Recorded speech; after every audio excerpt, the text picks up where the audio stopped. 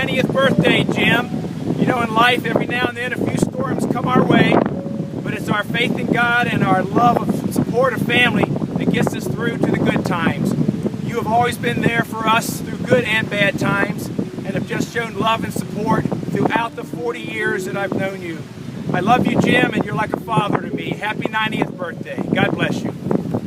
Hi, Dad. This is Betsy, your daughter, wishing you a very happy 90th birthday. I am so excited to be celebrating this and the fact that we can all get together and celebrating the fact that you have run an amazing race and you are now 90 years old. As I was reflecting on how I could wish you a happy birthday, I thought of 3 aspects of my life that have given me tremendous happiness and satisfaction. So I guess I just wanted to touch briefly on those 3 aspects. And I feel like you're the one responsible for giving me this enriching life that I have now. First off, I want to thank you for my faith. I want to thank you for my faith in God and Jesus Christ. I thought of how when I was a little girl that we were in church on Sundays, and even though you were in the midst of becoming extremely successful in your career and had a lot of stress, you would still write your check and put it in the envelope and tithe every Sunday, and we were in church as a family. And I just want to thank you for my faith. It has sustained me in more ways than you'll ever know. Second, I want to thank you for my career. While Mom thought that maybe I would be a stay-at-home mom, it just wasn't in the DNA. I've been a nurse for over 25 years and been a nurse practitioner for over 5 years, and what happiness this profession has given me. What a source of self-confidence and sustaining ability it has been for me, and it has made me very, very happy. And third, I want to thank you for my love of sports. Even when I've watched you have to give up playing tennis or playing golf, you still love watching the tournaments on TV, and you still want to go to football games, and you still love to see that human spirit prevail in sports and win victories. And so I feel like you being 90 years old has been a winning victory for you. And so these 3 things, my faith, my career, and my love of sports, I owe to you. And I just want to wish you a happy 90th birthday. You've been an incredible dad to me, and I love you with all my heart. They say when you turn 90, you have learned everything. The problem is remembering it. I am now over 60 and find I still have not close to learning everything, but there is much I've already forgotten. What I would like to do for Dad's 90th birthday is to jog my memory and give a brief history of time, not so much for Dad, but for his grandchildren and great-grandchildren who were not around before the Jim Dunstan family made the great migration to Virginia.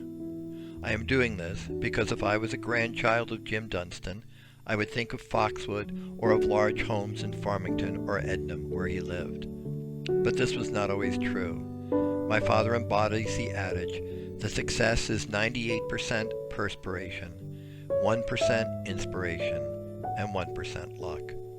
So let's view the homes of my childhood to see the story of my father's life. First, this is a home where my dad grew up in Bayonne, New Jersey. When Dad, Brother Jim, and I visited here a few years ago, I was surprised how big the house was. I was also surprised that only a few blocks away was where my mother grew up. Between where they both lived was St. Henry's Church, where they got married. Dad told the story when we were visiting Bayonne, that where he and my mother first lived after they got married was an apartment above which the town's madam lived. Clearly, from the time they got married until they started living in a home that I remember, there was quite a gap. My brother was born in 1950, and I was born in 1952, both in Jersey City, a town adjacent to Bayonne. Understandably, there's little of this I remember. Dad worked for General Cable. I do vaguely remember moving to Detroit, where in 1955 my sister was born in Henry Ford Hospital. Dad worked for the Ford Motor Company then. I have no recollection of where we lived, but recall Dad getting a new car, a Ford obviously, at a time when Jim and I fell off a swing and got muddy and got in trouble. I do know that once when Mom and Dad flew into Detroit when we lived there, they talked about their home in the suburbs of Detroit. We then moved to St. Louis, where Dad worked again for General Cable. In the backyard, Dad made a badminton court and a ladder to cross the fence between our house and our backyard neighbors, the Couches. I remember a time when Dad went hunting and brought home some ducks that he shot. I remember Mom finding a sick rat near a curb and she stabbed it with a pitchfork. Here, we bought our first color TV set, a big deal at the time. Here I went to kindergarten, and here Dad took painting classes, a talent he never developed. I am proud to have the only existing piece from his artistic period. From St. Louis, we moved to Westfield, New Jersey, where Dad continued to work for General Cable. We lived in a split-level home of very modern design at the time. Jim hit a grand slam for the dots. Betsy was such a beautiful child that people would stop and remark.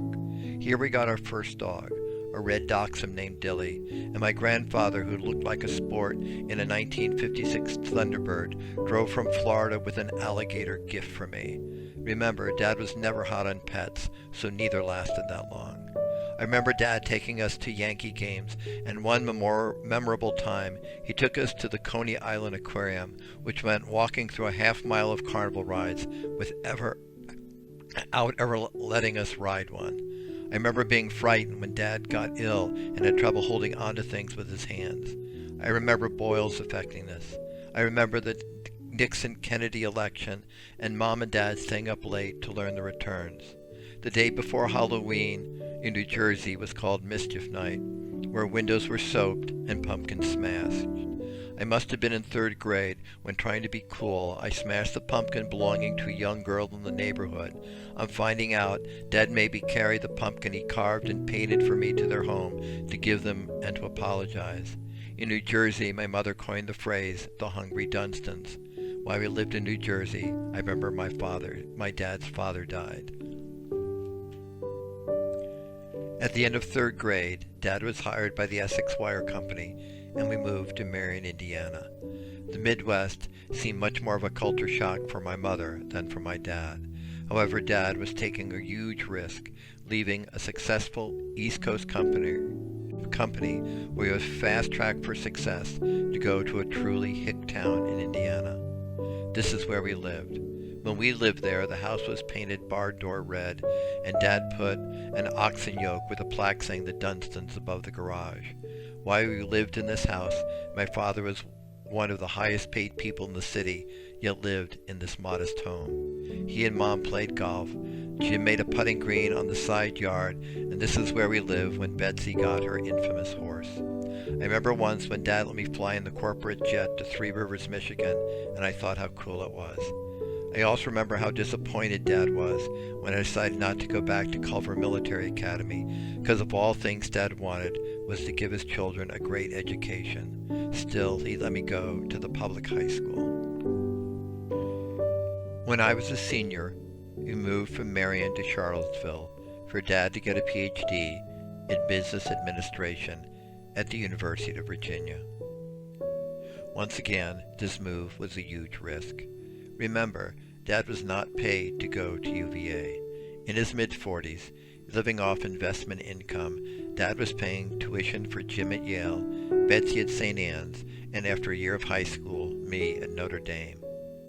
When it was time for the comprehensive examinations, the critical examination that determines whether a doctoral candidate will go on to write a dissertation to get the PhD, Dad was the only one who passed.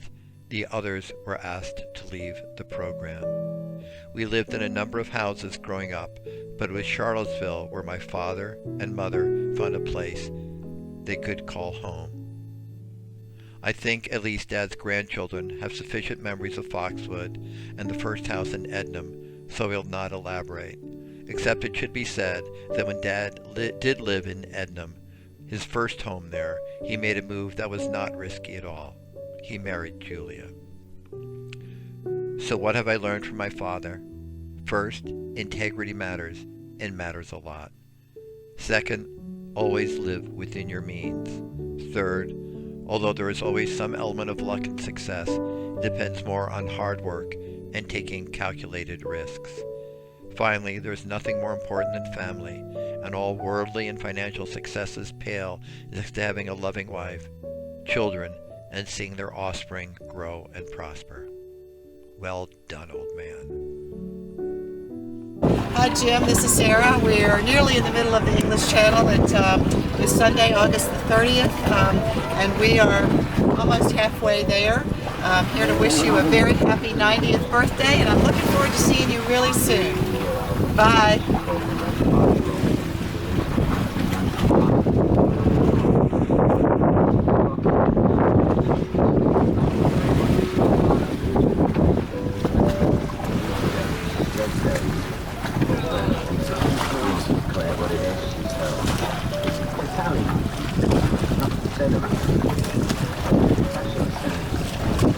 This is Irene, in between the costumes.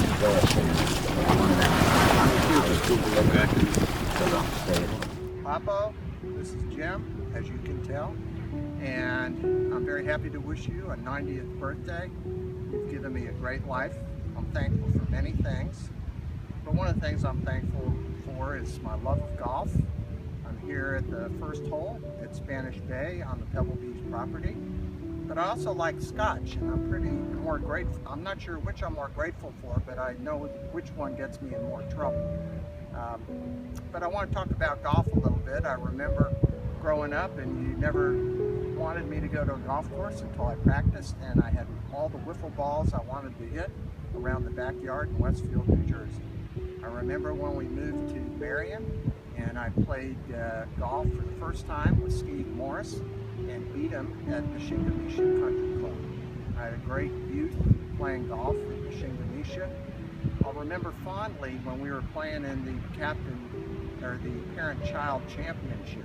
We were coming to the 18th hole, and someone told you we had a chance to win. And I remember you had a chip shot, and then you hit it, only went 1 foot. I could see in your mind how hard you were trying and how much you loved me and wanted me to win there. But I also remember Pebble Beach very fondly because you told me the story you were with Probst out here on a business trip, and you could never get to Pebble Beach because he sent you up to Seattle on a business mission and you couldn't play with the customers. So I resolved I was going to get you to Pebble Beach, and we played, and it was a spectacular experience, and I'll never forget it. And I remembered it so much I wanted to take my boys there, Chip and Scott. So here we are at Pebble Beach. I'm having a Scotch in your honor. Happy birthday. Thanks for everything. You've been all I could have asked for in a father. Thanks. Hi, Jim. This is a happy birthday for you, surrounded by your beautiful family. This gives me a chance to say thank you for all of our happy times together, and I look forward to wishing you a happy 91st birthday next year.